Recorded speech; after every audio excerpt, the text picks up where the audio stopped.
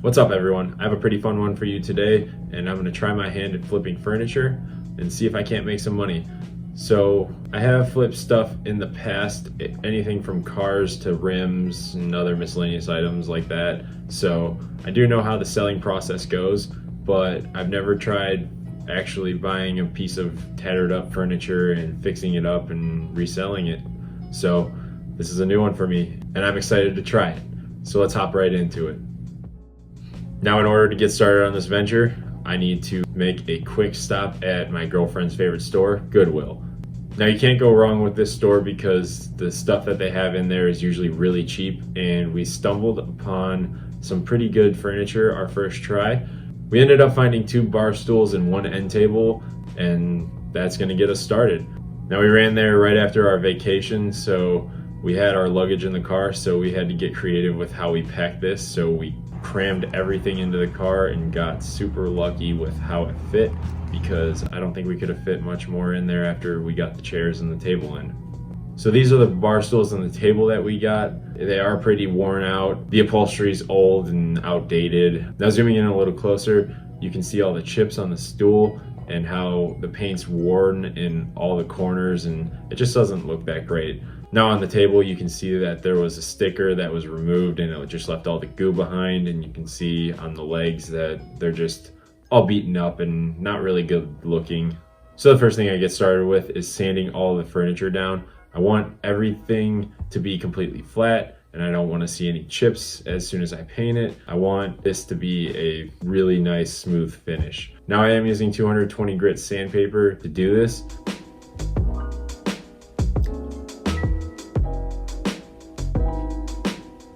So for this paint job, I am using a Rust-Oleum enamel paint. Now, it is an oil-based paint, so it takes a little bit longer to dry than others, but I've had pretty good luck with it in the past. When you put it on heavy, it kind of levels itself out, so you don't see the brush strokes as badly.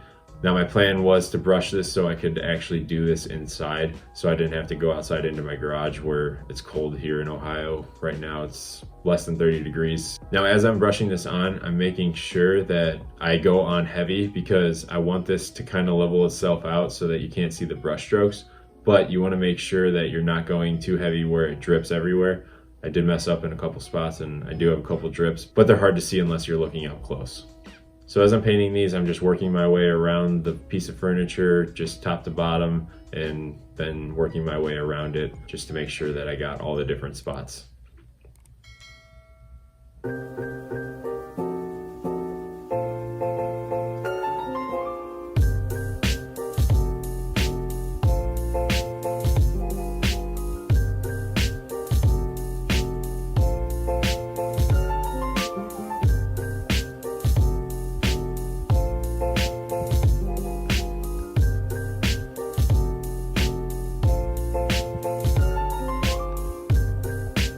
Now, I had the bright idea to kind of give this tabletop a little bit of character instead of just being plain white.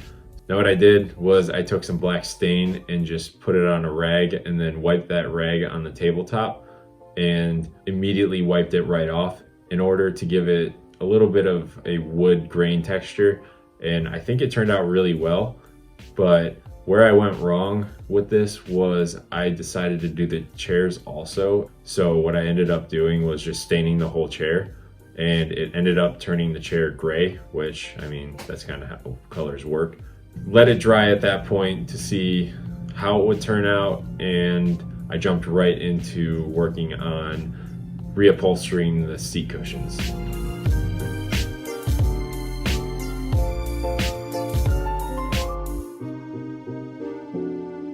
Now, in order to reupholster the seat cushion, all I did was set the piece of fabric over it and gave it 3 extra inches on either side, maybe a little bit more, and flipped it over and pinned one side of it down, then stretched it on the opposite side and pinned that down in 2 places, and then I slowly started working my way around, just stretching the fabric to the back side so that it stays nice and tight.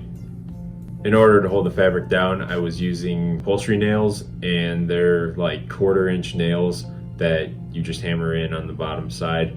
Now, as I was getting further into securing this fabric, I was finding different ways to put the nails in. And the best thing that worked for me was shoving the nail into the fabric, pulling it backwards, and then starting to drive it in with the hammer. That way I didn't have to have any fingers nearby because I had smashed my fingers enough at that point and I was getting pretty sick of it. Now as I'm working these corners, I'm just slowly pulling the fabric where it wants to land and then putting a nail in it and then pulling the next section to wrap around the corner and just repeating the process to make sure that the corner is nice and tight.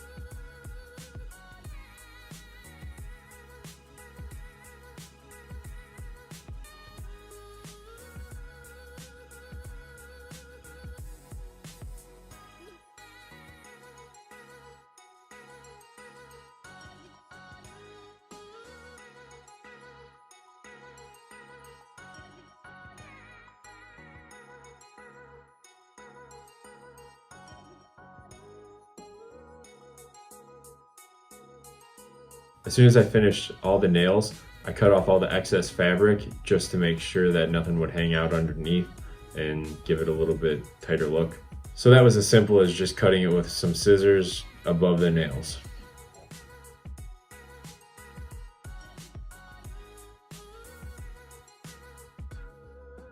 So by the time I finished reupholstering the cushions, I went and felt the stain and it was still sticky for some reason. It didn't actually dry. And I hated how the bar stools looked with the new fabric. It was just too much gray and it didn't look amazing. So I ended up just taking the stools out to the garage and respraying them white. And while I was out there, since the stain didn't dry on the tabletop, I just put some clear coat over it to encapsulate it and allow you to use it. I don't know if it would have ever dried if I didn't do that. So the biggest tip I've ever learned for spraying in the cold is that you want to make sure you heat up your paint can before you start spraying, otherwise it will not have a good spray pattern. So what I use is a torch and I heat it up a little bit and then shake it and just repeat that process until the can feels like a decent temperature. It doesn't need to be super hot or anything, but if you're not comfortable doing the torch method like I do, you can leave your cans in a bucket of warm water for 10 minutes and that'll have the same effect. It'll keep it nice and warm. But anyways, from there I just jumped into spraying all the pieces of furniture so that I could finally get it completed.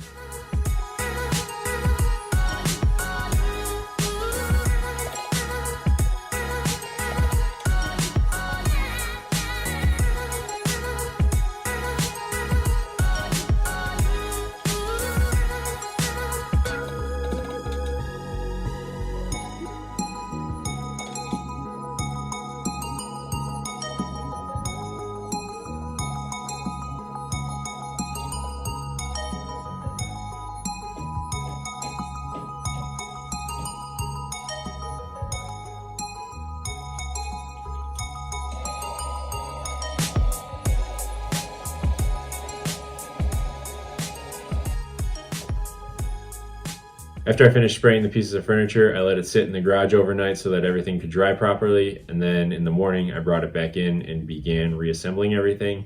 And after I reassembled everything, I was super happy with how it turned out. So I began the picture taking process. I have a cool map in the back of my dining room, so I thought that would be a cool spot to take a picture with it and kind of stage it to make it look really nice. So when you're taking your pictures, you want to make sure you get all angles of the furniture and make sure that when you're writing your listing, you use a lot of keywords that include the style, and also make sure to include the measurements of the pieces because you're gonna get a ton of people asking what size it is. Now, the only source that I used to list my furniture was Facebook Marketplace, and I've had a lot of luck with it in the past, and I just went in and created an ad.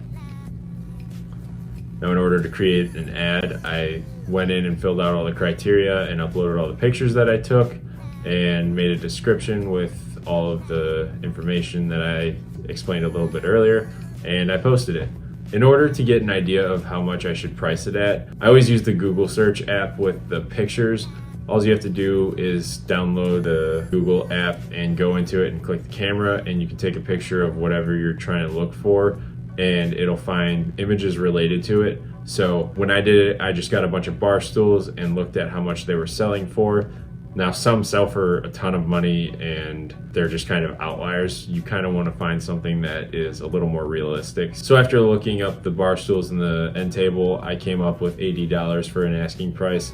I wanted to make sure that I made a decent profit after I bought all of the furniture and the supplies needed to reupholster it and make it look brand new again. I bought the 2 chairs for $3 a piece, totaling $6.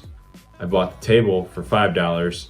I bought the paint for $7. The brushes for $6.50, the sandpaper for $7, the fabric for $10.44, and the tax cost me $3.99. So I didn't end up using all of this product, so I'm only going to count the cost of what I actually used, which gives us an actual total of $27.44. Now at the end of the first day of it sitting on Facebook, I did get an offer for $60 and I told them that would be fine, and I was happy with my profits from there.